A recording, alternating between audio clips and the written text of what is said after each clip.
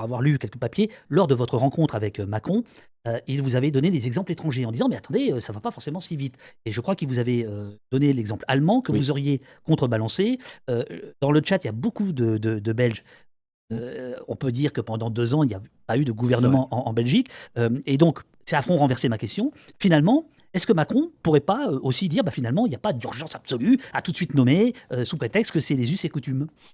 Bah, d'abord, dans les exemples, la discussion qu'on a eue sur les exemples étrangers, c'est que Macron, dans la discussion, me dit: «Mais regardez, en Allemagne, il faut aller constituer des coalitions». On lui dit: «Oui, très bien, mais en Allemagne, ce qui se passe, c'est qu'on confie au parti arrivé en tête le rôle d'aller chercher de construire des coalitions parlementaires». Débat que j'ai eu sur BFM dimanche avec Bruno Jeudi qui dit oui, mais en Espagne, la droite est arrivée deuxième et c'est elle qui gouverne. Bah, précisément, qu'est-ce qui s'est passé en Espagne après la gauche est arrivée deuxième, pardon, et c'est elle Oui, qui oui. gouverne. Qu'est-ce qui s'est passé en Espagne? Bah, C'est que la précisément au la droite s'est lendemain pas des entendue. élections, le roi, parce que c'est le roi, on est en monarchie en Espagne, dit à la droite maintenant c'est à vous d'aller, il y a un vote d'investiture en Espagne, vous devez gagner ce vote d'investiture. Donc c'est à vous que je confie la responsabilité de construire la coalition, la majorité qui vous permet de gagner ce vote d'investiture. La droite échoue, ensuite c'est le deuxième qui passe. Donc je dis à Macron, sur l'Allemagne ou sur l'Espagne, vous devez faire pareil. D'abord, vous laissez les premiers tenter leur chance, entre guillemets. Après, s'ils n'y arrivent pas de problème, passer au deuxième. Voilà, donc ça, c'est juste pour reprendre la question. Après, oui, il y a des exemples internationaux. La Belgique, effectivement, en fait partie, dans lequel on a passé pendant de nombreux mois et parfois de nombreuses années sans gouvernement. Bon, moi, je pense pas que ça soit satisfaisant d'un point de vue démocratique de considérer, par exemple, là, très concrètement, prenons un exemple, c'est la rentrée scolaire. Il y a une réforme sur le choc des savoirs Mmh. qui a été mise en place par l'ancien gouvernement. Il y a eu des élections. Ceux qui ont gagné sont ceux qui sont contre cette réforme. Et pourtant, cette réforme va s'appliquer. C'est quand même un problème. Sinon, il ne faut pas organiser des élections. Il y a une majorité des gens qui ont voté pour des députés qui sont pour l'abrogation de la réforme des retraites. Et cette réforme va continuer à être en vigueur. Donc, c'est pas possible. Si c'est un gouvernement démissionnaire, ça permet de maintenir la politique qui a été mise en place avant. Bien sûr.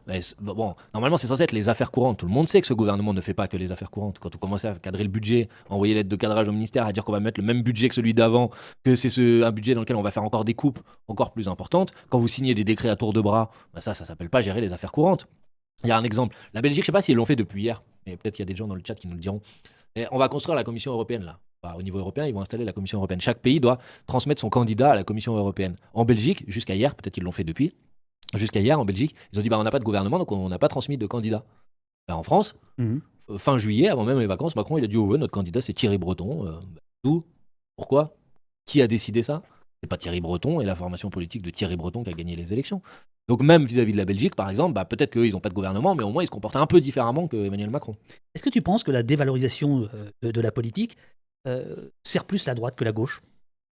La dévalorisation, Là, ce que tu viens de dire, par exemple, c'est-à-dire que des gens peuvent très bien, oui, bien te sûr que ça sert dire: plus la «Bah, droite écoute, regarde, Macron, il décide d'envoyer Thierry Breton», alors que les Belges ont l'honnêteté de ne pas envoyer de candidat. Il y a quelque Oui, chose. bien sûr que ça sert, bien sûr, parce Alors que ça sert plutôt la droite ou la mais gauche? plutôt la droite, Et pourquoi? mais bah, très simplement parce que et c'est une règle de base, le capitalisme ne peut assurer sa domination.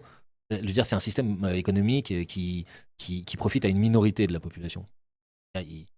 Pour assurer sa domination, il doit d'abord fracturer le peuple pour faire en sorte que malgré sa position de minorité dans la société, il n'y a pas une majorité qui conteste ce projet.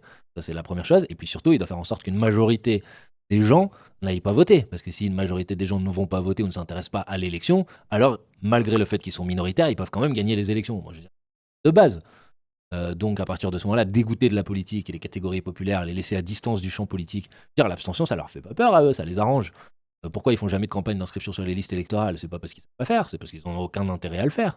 Que quand les gens s'inscrivent et quand on va voter dans les quartiers populaires, quand on va voter chez les jeunes, ben on vote pas pour ceux qui sont au pouvoir aujourd'hui. Donc le dégoût vis-à-vis de la politique produit de l'abstention, qui produit du repli sur soi, il assure la domination de ceux qui dominent aujourd'hui. Ça, moi, personnellement, ça me paraît être une évidence. Je sais que certains pensent que les élections, y compris sans doute parmi les gens ici, ils pensent que les élections, ça sert à rien, qu'on peut pas changer et que ok, mais pour l'instant, il faut me faire la démonstration inverse. Ce que je sais, c'est que quand il y a une puissante mobilisation de la société dans son ensemble, bah, ça permet de transformer la société. Donc, moi, il me semble que c'est évident que le dégoût assure la domination de la droite, du capitalisme, des grands bourgeois qui dirigent ce pays. Alors Lucas, qui a rejoint l'équipe, dans le chat nous dit que c'est Hadja Labib, qui est candidate belge. Ça a été annoncé hier. Ah bah voilà, alors ils l'ont annoncé hier. Mais Voilà. jusqu'à hier, ils ne l'avaient pas annoncé parce que je crois que la date limite, c'était le 1er septembre. Voilà. Mais merci pour la formation. Voilà, c'est Lucas qui